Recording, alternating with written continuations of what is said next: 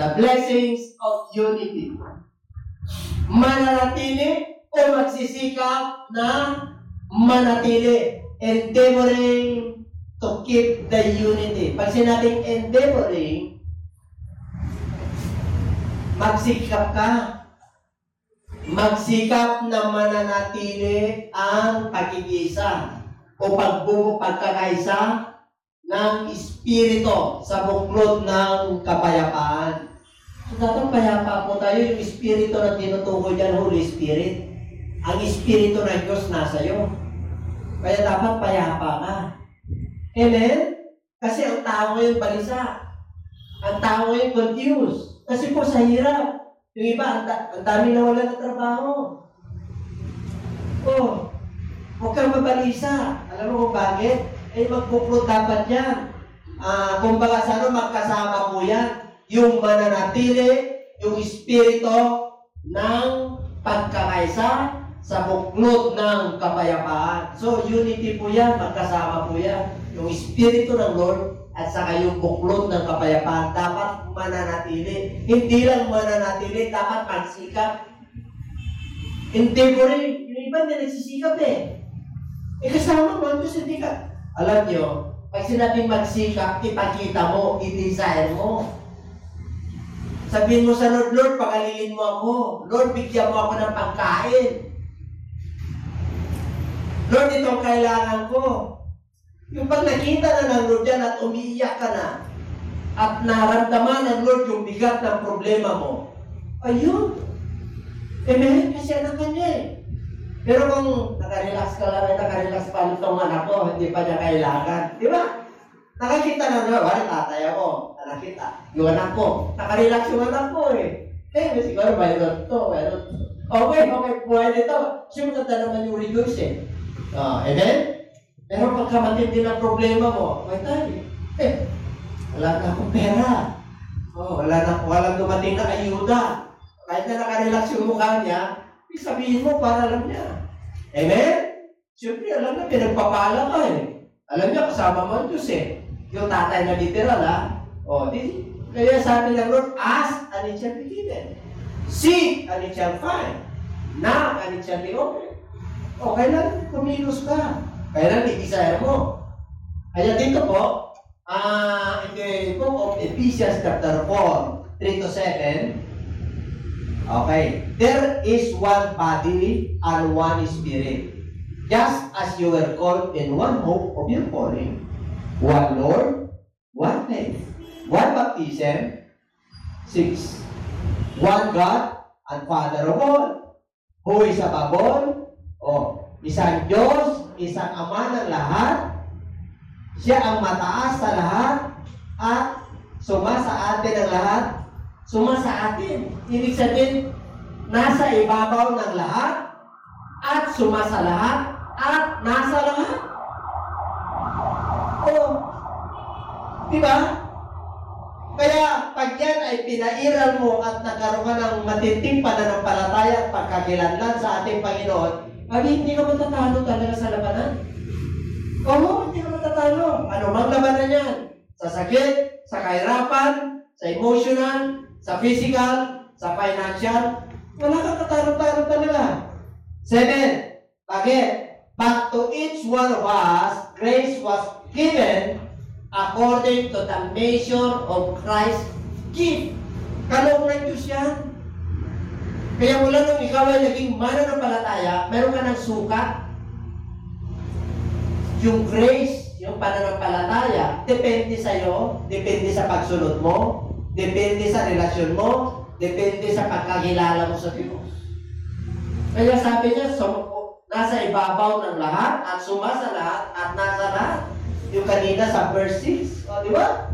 Isang Diyos, isang Amang nasa lahat, nasa ibabaw ng lahat, at suma sa lahat, at nasa lahat, and in you all. Nasa lahat. Ibig sabihin, personalized po yan. Kaya dito lang, makita po natin yung pagkakaisa, maging ang Diyos. Iisa lang, nakikiisa siya, May office, may ministry, yung Father, Son, at the Holy Spirit. Nagkakaisa sila eh. Kaya lang yung iba, nakakalungkot, nagkakaisa lang sila. Tayo, iisa lang yun. Iisa lang yung Ama, iisa lang yung Anak, isa lang yung Holy Spirit, isa lang yung biyaya, isa lang. Oh, kilala natin, but to each one of us, grace was given. Kaya sabi mo, may biyaya ka. May nakalaan sa iyo na pagpapala ng Diyos. Depende lang sa relasyon mo sa Lord, yung measure, yung sukat ng iyong pananampalataya, sukat ng iyong paglilingkod, sukat ng iyong pagsunod, sukat ng iyong pagbubulay-bulay, sukat ng pagsunod mo sa Lord. May sukat kasi yan eh. Pati nga sa pera, may sukat eh. Anong sukat ng Diyos sa pera? Tithes. Anong sukat ng Diyos sa panahon nyo? Anong sukat ng Diyos sa talent na inaalay mo? May sukat yan eh. Depende yan sa iyo. Kaya kung tapes mo yon at yun pa yung kakayanan mo, yun yung pinaka-tapes. Kahit na hindi pa ganong mataas yung pananampalataya mo, yung antas ng pananampalataya mo, yun yung tapes mo. Tatagdagan ng Diyos yan. Amen? There are benefits of blessings and unity. Number 1, tingnan nyo, survival. This is the survival of the fittest. Pag sinabing survival of the fittest, matira ang matibay. Matibay ka ba? Matibay ka ba? Tingnan natin. Ecclesiastes 4:9 to 10. Two are better than one, because they have a good reward for their labor. Dalawa ay mas maigi kaysa isa. Mahirap na nag-isa sa buhay. No man is an island. Ibig sabihin, pag may kapartner ka, may magtatayo sa'yo. May mag-encourage sa'yo. Pag nag-isa ka, may nahirapan ka. Lalo na kung wala ka sa Lord. Di bali nag-isa ka kung kasama mo ang Diyos. Hindi ka mahirapan. Kaya sabi niya, for if they fall, one will lift up his companion, but woe to him who is alone when he falls, for he has no one to help him. So makikita mo yung pagkakaisa rito. Amen? So sa panahon natin ngayon, survival, ay kailangan magpamilya ngayon. Hindi ka pwedeng pa, ngayon, yung nagtatampo ka. Hindi, walang tampo-tampo ngayon. Sabi mo siya katatik, walang tampo-tampo ngayon. Kailan nakakaisa tayo ngayon? I-devotion mo yung pamilya mo. Tawagan mo sila. Bakit? Hindi natin alam ang buhay eh. Hindi natin alam ang buhay. Bigla-biglaan, matutulungan eh. Magkano na ngayon yung Christian life nyo? Di ba? Magkaroon na po tayo ng pagkakaisa sa pamilya. Sa mga magkakapatid. Survival. Pagka dito mga survival, kailangan mo si tatay, kailangan mo pamilya, kailangan mo fellowship, kailangan mo makipag-ugnayan, kailangan mo coordination. Amen? Huwag ka mag-isa. Sabi mo sa Diyos ang kailangan mo. Pwede mo masabi sa pamilya mo. Pwede mo, kung suktulan na yung problema, nandiyan naman si Bisya. Nandiyan naman si Pastor. Nandiyan naman yun. Diba? Nandiyan pa ba kayo? Number 2. Kailangan sa pagkakaisa, meron tayong victory. Meron ba tayong victory? Tingnan natin. Exodus chapter 17:12. Now Amalek came and fought with Israel in Rephidim. And Moses said to Joshua, "Choose us some men and go out, fight with Amalek. Tomorrow I will stand on the top of the hill with the rod of God in my hand." So Joshua did as Moses said to him and fought with Amalek. And Moses, Aaron, and Hur went up to the top of the hill. And so it was when Moses held up his hand that Israel prevailed. And when he let down his hand, Amalek prevailed. But Moses' hands became heavy, so they took a stone and put it under him, and he sat on it, and Aaron and Hur supported his hands, One on one side and the other on the other side, and his hands were steady until the going down of the sun. Kita niyo yung pagkakaisa. Kilala niyo si Amalek. Grabe ang ugali niya. Kaya pinakupos siya ng ating Panginoon sa 1 Samuel. Ang sama ng isip niya. Pag nag-tatanim yung mga anak ng Diyos, hinaharvest nila. Ay dumating yung panahon na sabi ng ating Panginoon, kanino niya inano kay David yata ubusin lahat. Ubusin lahat yan. Hindi ko alam sino yung sundalo nun Pero nabasa ko po yun. Inubos niya. Talagang galit na galit ang Diyos. Dito, panahon pa ni panahon ni Moses. Hanggang ilang hari na yun. Grabe po ang maugali niya. Meron talagang ama ng spirit kahit sa panahon natin ngayon. Minsan ipangaral mo po yun. Hindi nun. Pinaubos ng Diyos yun Pati bata, pati matanda, pero may iniwan Kaya hanggang ngayon, tinik sa lalamunan ng Israel. Kasi hindi sila sumunod. Okay, anyway, ito po yung si Moses, nung nasa bundok po sila, naging pag-away sa Amalek yan. Nasa baba, pag ibinababa yung kamay, natatalo po sila. Nagwawagi yung Amalek. Maghapon, kailan hanggang rising down, yung pagbaba ng sunset, kailangan manalo sila. Siyempre, pero mo, mula umaga hanggang gabi. Siyempre, tinaas. Tatlo yun. Si Moses, si Hur, at saka si Aaron. Tatlo. Siyempre, lahat sila nakataas. Tatlo, apat sila. Sila, hindi ba nangalay din, di po ba? Siyempre, maghapon yun Pag nangalay sila lahat, pati si Moses ang leader, nangalay din sila. Ang ginawa nila, gumawa ng paraan. Ano yun? Pato. Nilagay na yung pato. Inubuan na Ginanon na kasi kailangan tumaas. Ngayon para hindi sila mag-alala, nakabato siya para hindi rin sila manganak. Amen? Kita niyo yung leader nila, tinukuran nila. Dapat pagka yung leader nyo, di ba, may nagsasabi na against sa kanya, siya lang tukuran, tulungan. Hindi ganyan yan, hindi ganyan siya. Yung iba, tinutukuran, sinisipa pa Diba? Ang hirap kayo ito, Kailan pagka-leader, kayo, may mga kanya-kanya ministry, magtulungan tayo. Ibig sabihin, there is a blessings of unity. Meron tayong blessings. In unity, meron tayong victory, kagaya ni Moses. God's presence, number 3. For where 2 or 3 are gathered together in my name, I there in the midst of them. Kaya pag nagpa-Bible study kayo, nagdi-devotion kayo, 2-3 lang kayo. Wari, umatin na lang sa inyo. Isa na lang. Ikaw yung teacher. Sabi niya 2 or 3. Amen? Yung iba, isa lang dumating, hindi na nag-Bible study, discouraged na. So, talagang sinabi ng Bible, 2 or 3. Kayo wag kayo ma-discourage, Bible teacher, baka mamaya, yung iba may sakit. Okay, hindi nakarating. Alam niyo na ang hirap ng buhay.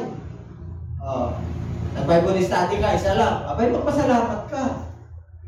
Nangyari sa akin yan. Sa Tondo, pinapunta po ako roon. Meron silang anniversary ng Bible set. Pagdating ko roon, kinancel pala, hindi ako nag-kaisan. Ay di pinuntahan ko yung Bible set leader. Dalawa lang sila. Abay, pinag-study ako sila. Tinuloy ko. Amen? Nandun na Tinitulutan na yung yun Tinitang ng Lord, tapos na Tapos na, wala na. Bakit kayo wala? Alam na magsasikaw. Alam niyo kung bakit ako na late? Kasi, hindi, obra yun. Hindi na kayo. Samantalahin natin. Ang dami tumanggap May nabaptize Ngayon may church na ron. Everybody, kung wala diba? Amen? Diyan pa ba kayo? There is always a victory. There is basta nandun yung God's presence, yung 2 or 3, mangarang ka na. Kasi talagang hinahawakan mo yan Amen? Paano kung nag-isa na lang ako? Kasama mo ang Lord O di dalawa kayo. Kung gusto mo, dagdagan mo pa eh. Nandun pa yung Ama, nandun pa yung Anak, nandun pa yung Holy Spirit, apat kayo. Ay, di ba, yun pagkakilala mo eh. Mas marami, mas maganda. Pero sa atin, ay, yung equivalent ng isa, equivalent ng buong mundo. Bakit? Isa lang yung Diyos natin eh. Sinabi niya eh. One God, one Father of all, who is above all, through all, ano yun? Winner take all. Kaya pag yung pinag-usapan, nag-agree kayo ng mag-asawa, nag-agree kayo ng magpapamilya, nag-agree tayo, kahit na ilan lang tayo dito, ay, parang ano, yung victory nandun eh. Yung katatagan nandun eh. Amen? Oh. Kaya, tinitingnan ko kagad yung mga kasi, pastoral kanina, revive dito. Tutuwa naman ako. Tama niyo may presence ng Lord kanina? Tinignan ko kung revive din kayo eh. Ano revive ito? Siyempre ka. Fasting siya. Ha? O resulta ng fasting yun. O. Tama, nagpe-fasting kayo. Amen? Eh. Ay, mga kapatid, kailan makuha natin yung blessings, yung benefits, of blessings in unity. Number 4. Ito deliverance. Alam niyo ba, may pagpapalaya. Ay, ang tindi nito. Pag sinabi mong chapter 12 ng Book of Acts, tingnan natin. Now about the time Herod the king stretched out his hand to harass some from the church. Ay talagang hinaharas niya. He made havoc to the church of God. Why? Then he killed James, the brother of John, with the sword. Sa pamagitan ng tabak. Okay? Alam mo, to 15-year-old, ang daming namatay na Hudyo, ay daming natuwa. Napakarami natuwa. Kasi ano yan eh, persecution of the early church. Eh, nung maraming natuwa, nakita ni King Herod, sinunod niya si Peter. Sinunod niya, para lalong matuwa. Kinunod niya si Peter din eh, kinunod niya. Kasi papatayin din si Peter. Eh, ang Lord, alam niyang plano eh. Ikinulong po siya. Nandun siya sa kulungan. Mayroong angel, tinapik siya. Peter, gising! Kumising. Sabi, suot mo yung sandalias mo. Eh, daming sundalo. First court, second court. Siyempre, dungeon po yan. Prisoner po yan. Eh, high end yan eh. Pang high, ano tawag yung mga high profile. Alam niyo, pag high profile ka, ang gwardiya mo hindi lang dalawa. High profile. Wala yung mga ordinary lang, at dito ka lang sa first row, o nakikita ka, pero yung high profile, ilang ano yan. Bakit? Maraming magtatanggol niyan eh. Amen? Maraming ano yan eh. Maraming magre-rescue, mga kalaban. Ngayon, si Peter. Tinapit ng angin. Kaya sumunod mo na. Sumunod si Peter eh. Sumunod doon nasa labas na sila, nagkaroon ng mana si Peter, kala niya pagitahin na.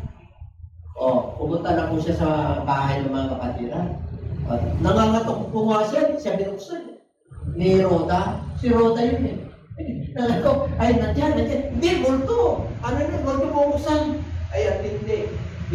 Ay, mamaya, binuksan. Ngayon! Bakit? Anong pinapakita rito? Nag-pray po sila. Kaya napalaya po siya. Ngayon, si Herod naman. Siyempre po, na-discourage. Siniyasan niya. Paano nakalabas si Peter? Nakakatila yun. Yung mga gwardiyan, hindi nila mapaliwanag. Pinagpapatay natin ang mga gwardiyan. Ngayon, ito na. Nandun siya sa trono.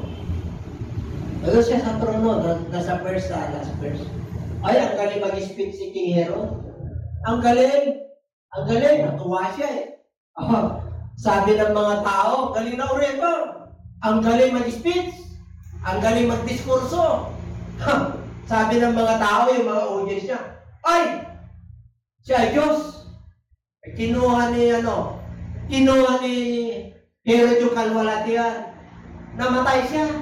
Habang nangangaral. Sino kumain kay Herod? Mga uod. Inuod siya. Nandun sa kalagitnaan. Bakit? Inuod siya. Yung ginawa niya kay Peter eh. Ginawa niya yung mga gwardiya eh. Tapos kinuha niya pa yung kalawalhatian ng Diyos eh. Pinatay niya pa si James eh. Pinatay niya dyan si James eh. Kilala niyo ba si James? Son of Zebedee, magkapatid niya si John at saka si James. Pinatay niya dyan. Kaya tuwa-tuwa ng mga tao. Anong implication po nun? Kaya kang i-deliver ng Diyos kahit na may karamdaman ka. Kahit na panahon ng kahirapan.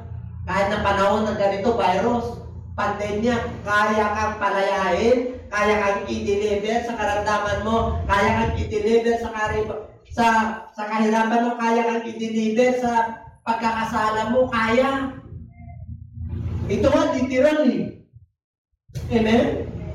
Nandiyan pa ba kayo? Sabi ko sa inyo, kahit na panahon ng pandemya, pwede tayo magkaroon. Ano magkaroon? Para hindi ka naniniwala. Kasi kung kulang, hindi ako sa inyo. Pandemya na ako. Yun nga gusto ng Lord eh. Para yung faith natin, para sa Lord, kikilos. Basta na po kayo, iniipon pa.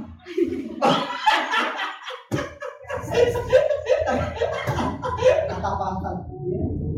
Yan ang sinasabi ko po tayo. Pinahintulutan ng Diyos yan para tingnan po natin ng Diyos yung katapatan po. Isa mga anak ng Diyos nga eh. Wari, nasa abroad ka. Hudyo ka. Iniipon nila yan, iniipon. Pag uwi nila, wala pang mga Palawan noon. Pagkapistahan po nila, dala-dala nila isang taon. Hindi lang kinagalaw yun kasi sagrado yun. Banal po yun eh. Okay, paano yan? Bishop, pabayaan. Hindi mo na mababayaran ng Diyos. Umigay ka na lang ng pataba. Pawi ka na lang sa susunod. Pwede pala yun. Nandito na yun.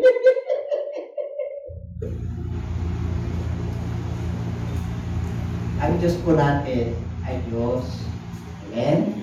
Meron talaga siyang sukat. Kanina nga, may sukat tayo ng grace eh. There is a measure of praise. There is a measure of faith. According to the grace given by God. Hallelujah, praise God. Answered prayer. Tingnan nyo, answered prayer ang gusto natin, di ba? Basahin nyo natin. Again, I say to you,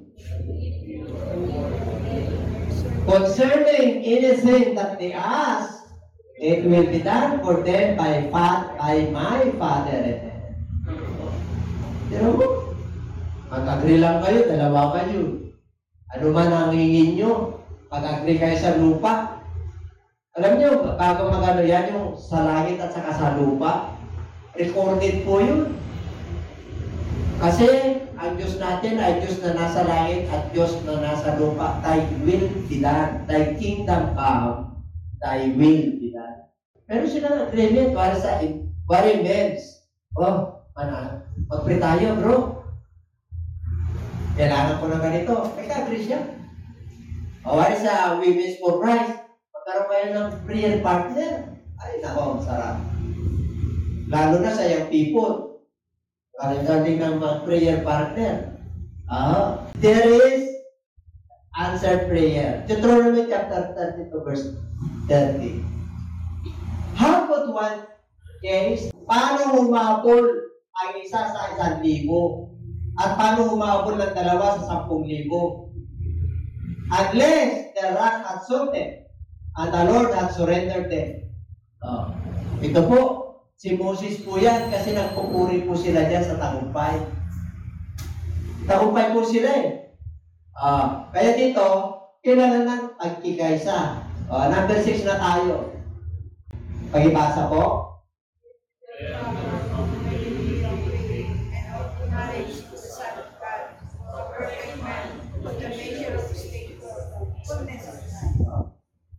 Hanggang abutin natin yung pagkakaisa sa pananampalataya at magkaroon tayo ng kaalaman tungkol kay Kristo para tayo ay magiging ganap hanggang maabot po natin yung sukat ng yung fullness of Christ. Kasi ang pagkakilala mo kay Kristo, hindi pa buo. Amen? Kaya pag tayo po ay nakakaisa ng pananampalataya, magkakaroon po tayo ng kaalaman kay Kristo. Hanggang tayo po ay maganap at mabuo. Kayo ba'y naniniwala yung iba pagkakilala kay Kristo ay hindi buo? Anong hindi buo? Ibig kong sabihin, hindi nila kilala na si Kristo ay Ama. Hindi nila kilala na si Kristo ay anak. Kilala nila anak siya ng Diyos. Yes. Pero yung pagkaama, hindi nila kilala. Maraming mga Kristiyano, ang pagkakilala kay Kristo ay tatlo. Dinahagi sa tatlo. Siya yung the Father na tinutukoy sa Bible. Who is the Father? Father is a spirit, no, sa Old Testament. Sa Son, si Jesus Christ sa New Testament. Yung Holy Spirit, nung siya po nag-resurrect 2,000 years ago, yun yung pangako niya na para sa ating kapanahunan. So there are three manifestations of Jesus Christ. He was the Father in creation, He was the Son in redemption, and He was the Holy Spirit on our regeneration sa pagpapagong buhay. We are, na tayo eh. Binago na tayo. There is what we call the imbued power that comes from heaven. Binihisan na tayo ng kapangyarihan na galing sa langit. Yun yung pagbuhos ng Banal na Espiritu. Yun yung pagkapuspos ng Banal na Espiritu. Kaya that's why we are born of water and of Spirit. That's why we are born again. Ang born again, ayan po yung born spiritually, member sila sa body of Christ Universal. Kahit nawala ka sa Amerika, kahit nawala ka sa ibang bansa, pag may kapatiran ka na mananampalataya na kagaya natin, kapatid mo yun. Amen? Oh. Kaya ang gospel lang ang dala-dala natin, matindi. Sabi mo sa katabi, matindi. O kaya huwag mo ikahiyayan. Bakit? Till we all come to the unity of the faith. Hanggang abutin natin yung pagkakaisa sa pananampalataya. Pero mo magkakaisa tayo sa pananampalataya, ay napakatindi po nun. Paano ka magkaisa sa pananampalataya? Kikilala niyo, one God, one Father of all, one baptism, one Lord.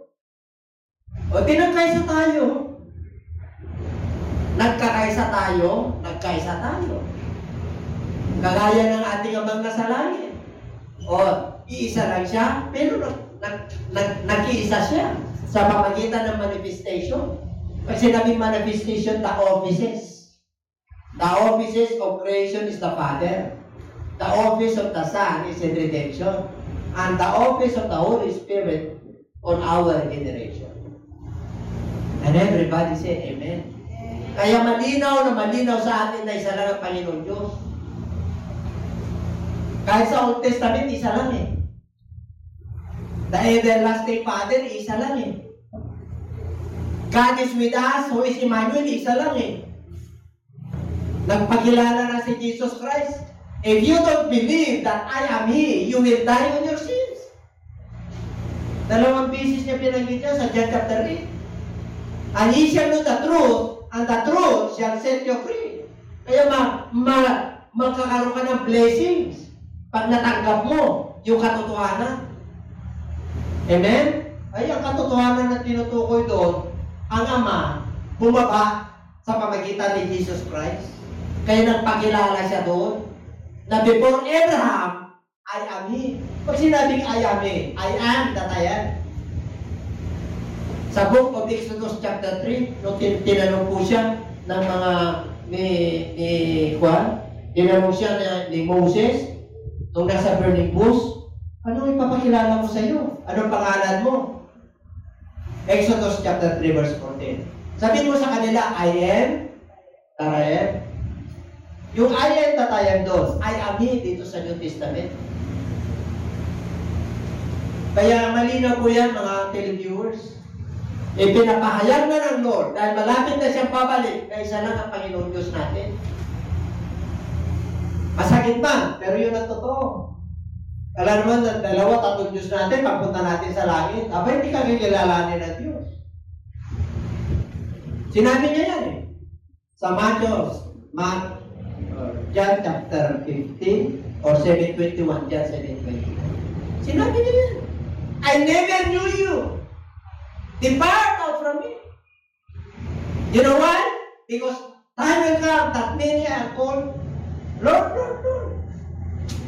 I will say to them, I will never be. Because you don't obey the will of the Father. Kaya ang tindi po. Hallelujah, praise God. Yung faith natin, ibinigay sa atin ng Lord. Diba po?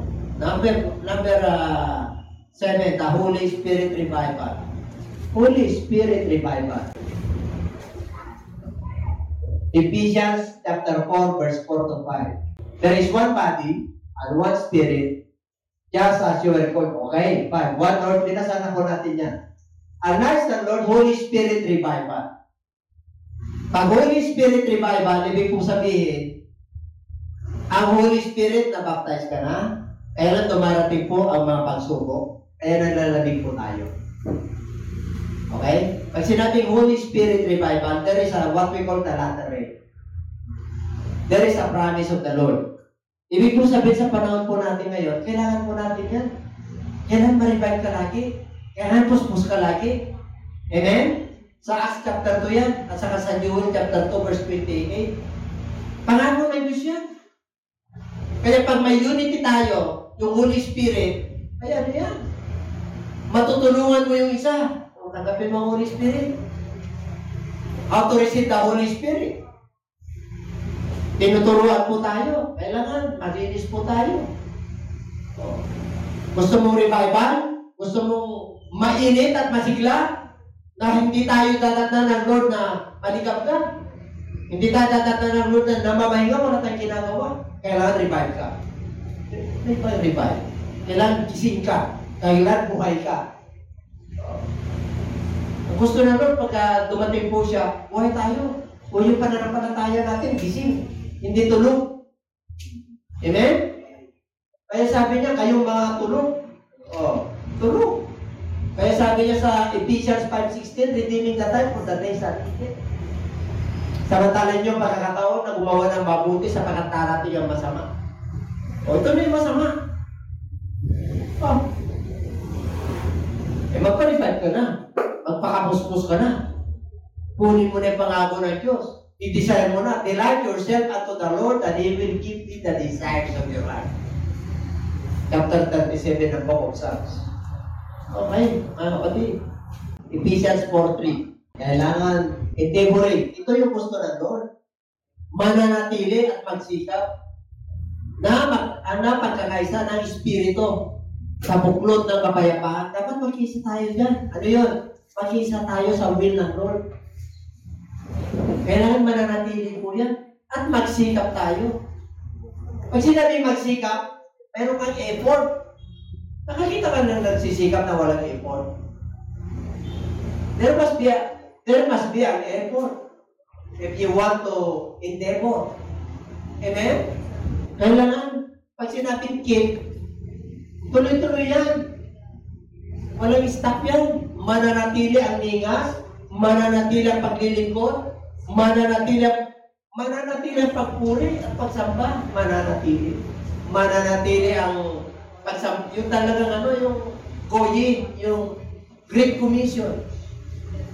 Kahit na hindi na tayo makakalabas.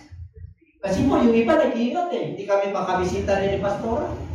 Kasi baka mamaya, di ba? Alam nyo, ang sikreto po dyan. Ano sikreto natin? Dami tayong blessing. Blessings of obedience. Blessings of knowing God's truth. Blessings of united prayer. Blessings of unity. Ano pang hanapin mo? Sabi mo nga sa katabi mo, ano pangalapin natin? Application na lang. Application. We must execute. We must implement kung ano yung natutunan natin. Ay, kilos. Sabi mo sa katabi, kilos. May karoon ka ng action. Ay, kung hindi ka magkaroon ng action, bumuhos ng ulan, bumuhos ng ko. Para kang saluyo. Para kang okra. Nalalanta. Alam po, mag-revive na revive ka sa Holy Spirit. Lagi kang sakal. Hindi ka natutuyuan. Kahit na literal na pagkain, hindi ka natutuyuan. Hindi ka nawawalan. Minsan pinapahintulutan lang, pero mamaya dyan. Ang tawag doon, testing of faith. Titignan ng Lord kung ano yung measure of faith mo sa Kanya. Titignan ng Lord kung gaano mo siya kamahal. Baka mamaya, mas mahal mo yung pamilya mo, mas mahal mo yung kahanap buhay mo kaysa kayo. Oo. Pinapahintulutan ng Diyos yan. Para i-testing ng Lord yung pag-ibig niya, pag-ibig ng tao sa Kanya. Nangyari po yan sa Book of Exodus, yung panahon ni Moses. Bakit nagutom?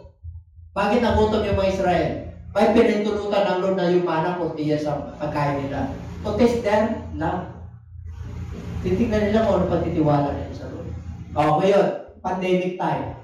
Titignan yung pagkatapatan mo sa Lord. O, amen?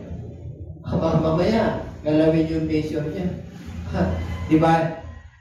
Diba yung measure mo sa kanya, piso, okay lang. Huwag ko lang galawin yung kanya. Amen? Yan pa ba kayo? Yes, totoo po yun. Pag tapat ka sa Diyos, siyempre tapat din na Diyos sa iyo. Okay, kung tapat ka nga sa tao, tapat din yung magaganti rin sa'yo, katapatan din. No, tanim ka ng katapatan, ani ka ng katapatan. Kilala mo sa Diyos. Amen?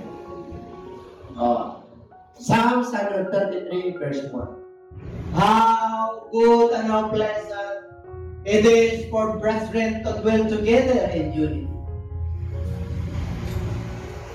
Narito, napakabuti at napakaligaya kapag ang magkakapatid ay sama-samang nabubuhay na nagkakaisa. Di ba? Nagkakaisa tayo. Lalo ngayon, first Sunday, kakaisa tayo. Amen? Sino ba yung birthday na September? Yun, ang dami yun. Merong awit dyan. Na, September, when summer is gone. Ano nyo ba yun? Kasi summer nila ngayon sa ibang bansa. Summer, kaya may awit na summer yan. Remember, September. Napunta nyo ba yun? Naririnig lang nyo? Meron. Magkaroon din tayo ng awit ng May. Di ba? Dapat masaya tayo. Kasi sabi niya, alam niyo, pag-bear dito sa Pilipinas, jingle bells, jingle bells, jingle all the way. Diba? Bear na eh. Yung mga mall, nagpapano na kahit sa mga ano. Oh. Nararamdaman nyo na ba yung spirit of Christmas? Mga viewers, baka sabihin nyo, pwede pala Christmas dito? Yes! Yung iba ayaw eh. Dumamot eh. Nung naging mananampalataya na may word of God, dumamot eh. Kasi pagan daw, pagano. Pagano ba yung magbibigayan? Ano pagano? Sabi nga ng Lord eh. Di ba? Magtulungan kayo sa isa't isa, magpanalaginan kayo sa isa't isa, magbigayan kayo sa isa't isa. Magmahalan kayo sa isa't isa. Dumamot ang tao nun eh. Bakit? Nung natuto sila pag-ano raw, di dumamot.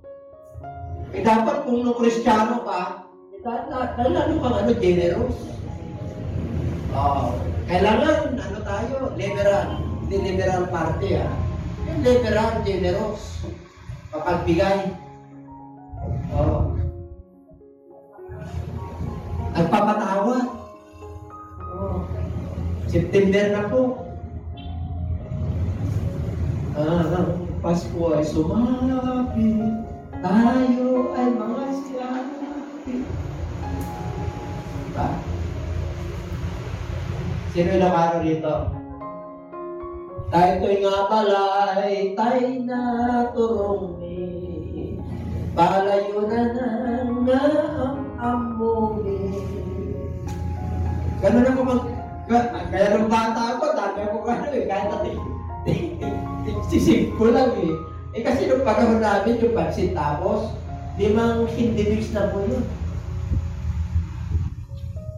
Kaya pagkapas ko ng bata ako, dami akong kulong.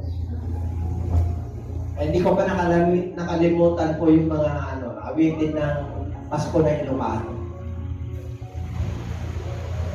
Gusto yung Pasko sa amin. Kasi na, online. Online kayo. Mamamasko kami sa amin, online. Ay, sa inyo pa kasi. Hindi lang sa amin. Parang hindi na kayo mag-iti kasi September pa lang, yung malaga.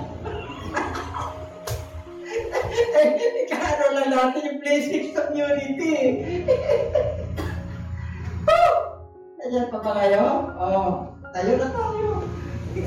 Tapos na. Nagkakaisa na tayo. Dapat hindi lang sa panalangin. Hindi lang sa kagalakan. Magandang gabi po sa inyong lahat, sa lahat po ng aming mga viewers at taga-subaybay po ng ating programa dito po sa JCLGAA.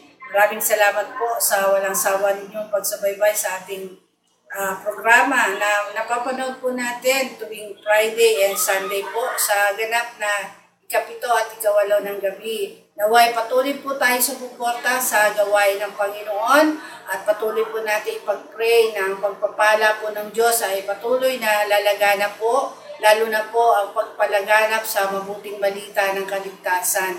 At sa gabing ito, mga kapatid, nais lamang po namin kayong anyayahan na kayo po ay tumanggap sa ating Panginoon. Sapagkat sa huling panahon po, marami po ang tatawag sa Panginoon at sasabihin ng Lord na hindi ko kayo kilala. Bakit? Sapagkat wala po kayong relasyon ng tama sa Panginoon.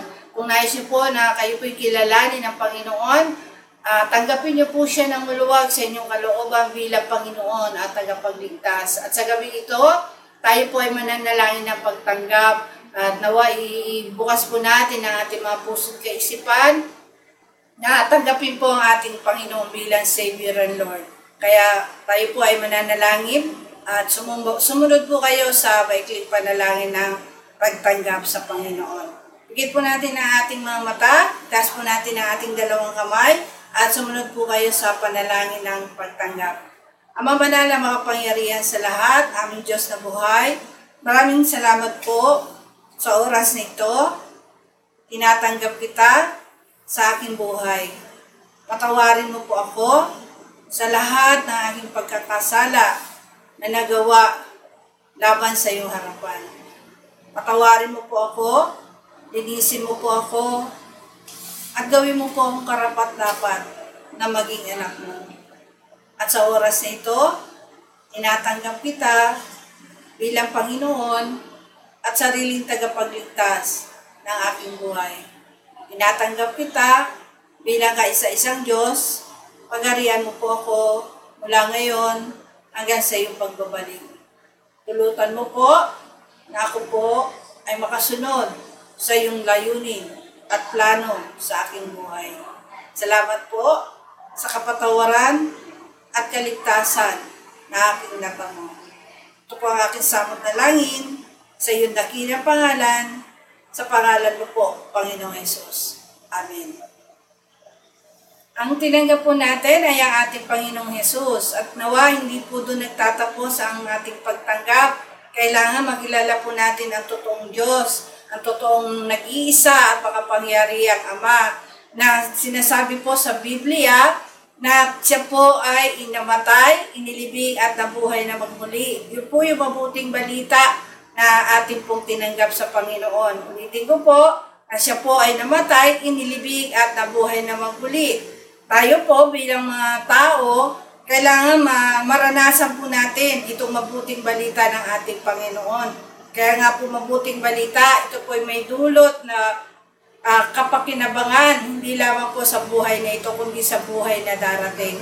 Sa pagkamatay po ng ating Panginoon, yung ginawa po nating pagsisisi, yung pagtanggap po natin sa ating Lord bilang Savior and Lord, yun po ay nagsisimbolo po ng kamatayan ng ating Panginoong Jesus. Yan po ay matatagpuan po sa 1 Corinthians 15:1-4 na sinasabi doon na siya po ay namatay, inilibing at nabuhay na magmuli. Tayo naman po ay gaganap sa mga bagay na ito bilang pagtanggap at pagkilala po sa mabuting balita ng ating Panginoon. Ano po yung ating gagawin? Na tayo po ay magsisisi, kailangan tayo po mabautismo sa pangalan ng ating Panginoong Jesus sa ikapagpapatawad sa ating mga kasalanan at tayo po ay tatanggap ng Holy Spirit. Kung tayo po ay may tamang relasyon sa Panginoon na napatawad po ang ating kasalanan, nagsisi po tayo sa ating mga kasalanan at tayo po ay papatawarin ng Panginoon at bibigyan ng kaloob ng Holy Spirit. Napakaganda po itong plano ng kaligtasan ng Panginoon. Kaya nga po sinabi sa Mark 16:16, ang sino man sumampalataya at mabautismuhan ay maliligtas. Inulit din po yan sa mga Gawa 2:38 na sinasabi po doon na tayo magsisi, tayo po ay pabautismo sa pangalan ng ating Panginoong Jesus at tatanggapin po natin ang kaloob ng Holy Spirit. Nawa maniwala po kayo dyan at sundin po natin ang nais ng Panginoon sa ating buhay upang tayo po ay maligtas, upang tayo po ay magkaroon ng buhay na walang hanggan. Sapagkat kung wala po tayong relasyon sa Panginoon, hindi po tayo paghaharian ng Diyos. Hindi po tayo makakapasok sa kaharian ng Panginoon.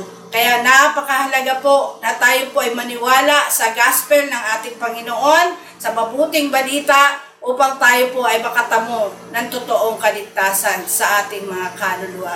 Maraming po salamat at nawa patuloy po natin bigyan ng puwang sa ating mga puso, sa ating mga kaluluwa, na tayo po ay magkaroon ng panahon sa pakikinig at pakikinig ng salita ng Panginoon upang ang ating pong pananalig sa Diyos ay patuloy na lumago, lumawak at tumibay, lalo na po sa panahon natin ngayon na napakarami pong kaguluhan, napakarami pong kabalisahan sa mundong ito. Kung wala po kayo matatag na pananampalataya sa Diyos, paano po natin matatagalan ang hirap na ito? Pero kung nandiyan po ang Panginoon sa buhay ninyo, tinanggap niyo siya bilang Savior and Lord, makakaasa po tayo na hindi niya po tayo pababayaan. Bagkus tayo po itutulungan ng Panginoon na mabuhay ng may tunay na kapayapaan na bigay sa atin ng Panginoon. Kaya huwag po kayo magsawa na tayo po mag-ipon ng kayamanan sa langit. Sapagkat ito pong kayamanan na ito po ay hindi nabubulok. Hindi ito mananakaw. At higit sa lahat, ito po ay kayamanan na bigay ng Panginoon. At saan po natin yan makukuha? Sa pamamagitan po ng pagtsatsaga, pakikinig, pag-a-apply ng salita ng Panginoon. Kaya maraming po salamat. At huwag po natin kakalimutan, lagi na subaybayan po ang ating programa. Dito po sa JCLGAA, tuwing Friday po, Sunday, 7 to 8 p.m. po. Dito po sa ating YouTube channel. Maraming pong salamat at pagpalain po tayong lahat ng ating Panginoon. God bless you.